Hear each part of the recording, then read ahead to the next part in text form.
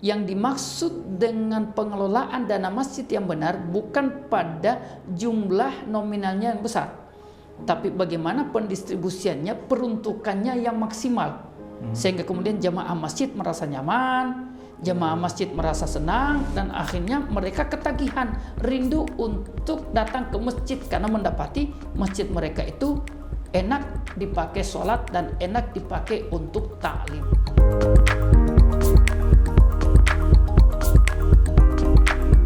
Assalamualaikum warahmatullahi wabarakatuh. Pemirsa BMH TV dimanapun Anda berada, bertemu kembali dengan saya Melki Satria.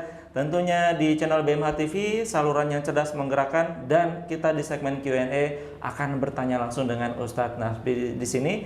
Tentunya dari pertanyaan yang masuk dari pemirsa BMH TV sekalian. Oke, Ustadz, kita izin bertanya nih Ustadz ya. Barakallahu fikum. Ustadz, ini sudah ada yang bertanya lagi nih. Ustadz, saya setiap Jumat mendengar informasi dana kas masjid yang banyak sekali, bahkan mencapai 100 juta ke atas. Dan faktanya banyak musafir atau mustahik yang membutuhkan tapi sepertinya tidak terakomodir. Ini seharusnya dana masjid harus diapakan Ustadz pemanfaatannya?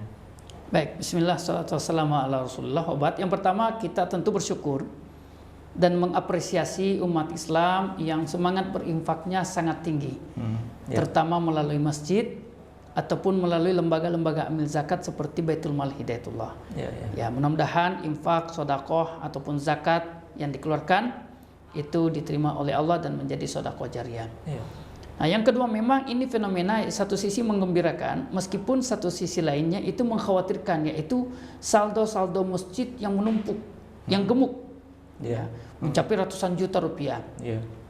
Kita tidak bermaksud menyalahkan, karena mungkin ada pemahaman yang tidak utuh oleh pengelola masjid atau DKM, bahwa yang dimaksud dengan pengelolaan dana masjid yang sehat kalau saldonya besar. Nah, ini dikhawatirkan ada pemahaman seperti itu. Sementara kita pahami bahwa masjid itu hanyalah merupakan fasilitator, hanyalah merupakan mediator untuk kemudian niat dari orang yang berinfak itu diwujudkan oleh pengelola masjid menjadi kebaikan-kebaikan yang dirasakan oleh jamaah masjid secara umum atau secara khusus. Nah, sehingga ini yang harus kita rapikan paradigmanya, pemahamannya, bahwa yang dimaksud dengan pengelolaan dana masjid yang benar bukan pada jumlah nominalnya yang besar, tapi bagaimana pendistribusiannya, peruntukannya yang maksimal, sehingga kemudian jamaah masjid merasa nyaman, jamaah masjid merasa senang, dan akhirnya mereka ketagihan, rindu untuk datang ke masjid karena mendapati masjid mereka itu enak dipakai sholat dan enak dipakai untuk taklim. Dan disinilah sedekah jariahnya dari para pengelola masjid atau DKM-DKM. Nah, sehingga jangan sampai ada masjid dengan bangganya, mohon maaf, tidak bermaksud menyindir, DKM mengumumkan bahwa dana masjid sekian ratus juta, tapi kemudian jamaah sholat itu keringatan, lalu kemudian sujudnya nggak betah karena karpetnya bau, dan lain sebagainya, sound systemnya itu tidak jelas. Nah, ini tentu sangat ironis dan tidak layak untuk kemudian masjid memiliki saldo besar dengan kondisi seperti itu. Maka paradigma daripada pengelola masjid ini yang harus diluruskan terlebih dahulu. Kemudian yang kedua, ya tentu harus ada kesepahaman dari jemaah dan para pengelola masjid atau DKM peruntukan dana infak masjid itu. Ya, bahwa dana masjid tidak hanya untuk masjid saja, tapi siapapun berhak untuk menerima maslahat dari dana-dana masjid itu. Karena infak yang dimasukkan, diberikan kepada masjid itu berlaku umum. Siapapun umat Islam secara khusus atau siapapun juga secara umum berhak untuk mendapatkan manfaat dari infak-infak masjid tersebut. Yang tentu saja ini harus dilaporkan secara berkala oleh pengelola masjid. Maka kalau ada Ibnu Sabil, ada ghorimin, atau siapapun juga yang membutuhkan dana masjid itu, maka pada dasarnya boleh meminta atau mengajukan kepada DKM untuk mendapatkan manfaat dari dana infak yang ada di masjid tersebut. Oke, jadi yang penting dananya ini jelas peruntukannya untuk apa gitu ya Ustaz ya. Betul. Dan juga mengcover kalau ada orang yang membutuhkan ya jangan sampai ditolak juga gitu ya Ustaz ya. Betul. Dan itulah gunanya kenapa dilaporkan setiap Jumat, setiap pekan agar kiranya jamaah masjid meyakini bahwa pengelolaan dana infak kita itu baik, peruntukannya jelas. Lalu kemudian dana infak kita akhirnya bisa dirasakan. Nah, itu tentu akan menggembirakan, dan sekarang ini semakin banyak ya dana infak dikeluarkan oleh masjid, oleh DKM, maka itu akan semakin mengundang keinginan dan minat jamaahnya untuk berinfak karena dia yakin bahwa dana infaknya dimanfaatkan. Oh, seperti masjid yang viral itu Ustaz, yang di Jogja ya? Jogokarya. Jogokarya. Iya, betul. Oke Ustaz, ini kita masuk lagi. Ada yang bertanya lagi nih Ustaz. Ustaz, saya ingin mewakafkan tanah, tapi tanahnya ini masih sengketa Ustaz. Apakah boleh saya mewakafkan tanah sengketa atau ada syarat-syarat khusus dalam mewakafkan sesuatu? Betul. Silakan Ustaz. Baik wakaf ataupun sedekah ataupun zakat atau pada dimensi lain seperti jual beli, ada syarat dan ketentuan yang harus ditaati.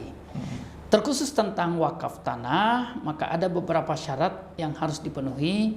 Pertama, bahwa tanah wakaf tanah yang mau diwakafkan itu harus memiliki nilai.